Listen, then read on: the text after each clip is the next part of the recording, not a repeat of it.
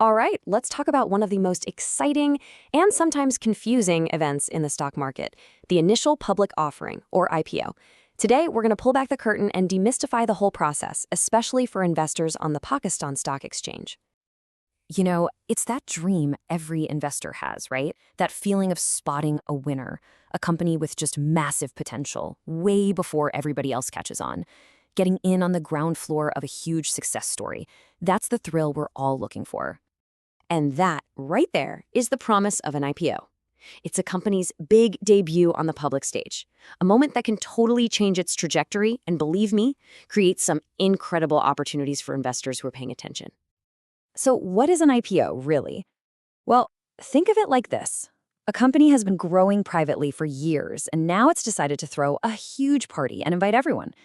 By going public, it's offering up pieces of itself, shares, to the general public for the very first time. It's not just about raising cash, it's an open invitation for you to be part of its future journey.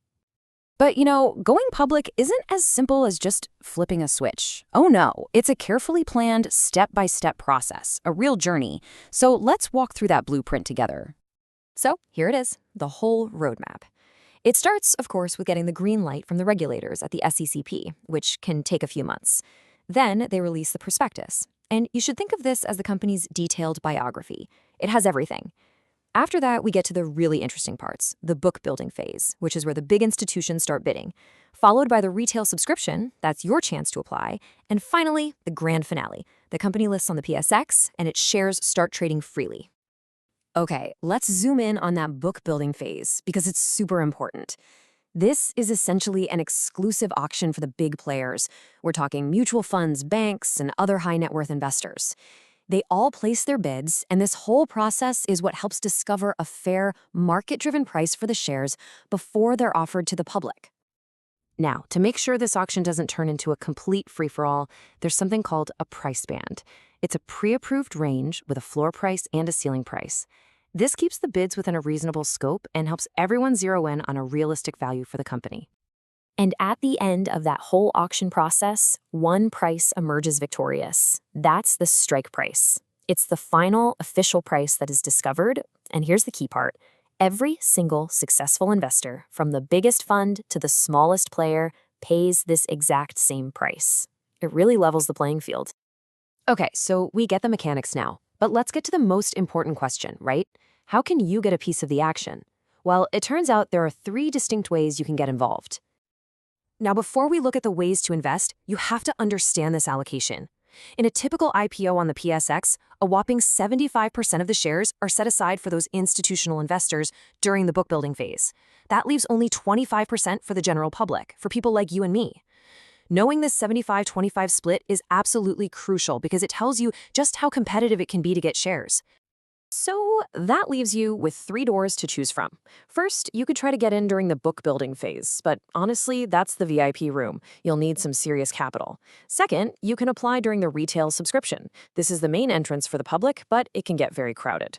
Or third, you can just wait. Wait until the shares are listed and buy them on the open market like any other stock. Each path is totally different. So with these 3 options on the table, how in the world do you choose?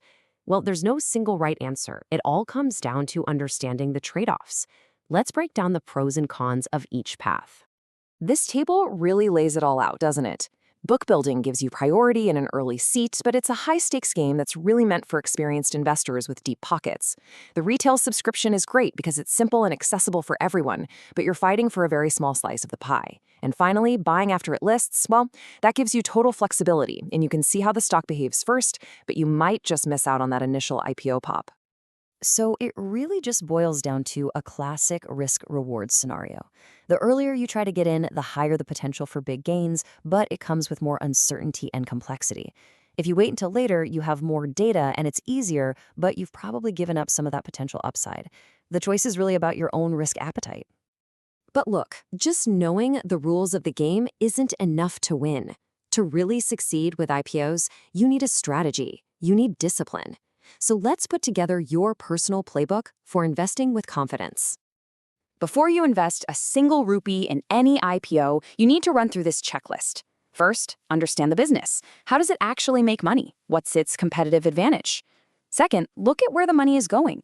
Is it for exciting new growth, or are they just paying off old debt? Dig into the financials. You want to see growing revenues and debt that's under control. And critically, check the valuation. How does it stack up against similar companies already on the market? And finally, a golden rule: position sizing. Never, ever bet the farm on one IPO. And just as important as what to do is what not to do. So please, don't just buy the hype you read online. Don't just blindly bid at the maximum price hoping for the best.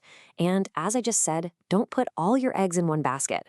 On the flip side, you absolutely do need to have a clear plan for when you'll sell before you even buy. And do keep an eye on the company after it lists to make sure it's actually delivering on its promises. This quote just nails it perfectly. Successful IPO investing isn't about frantically chasing every shiny new company that comes along. It's about carefully identifying a great business story, one that's backed up by solid, real fundamentals. That's the secret sauce. Because in the end, success in the IPO market isn't about getting lucky. It's not about speculation. It's about education.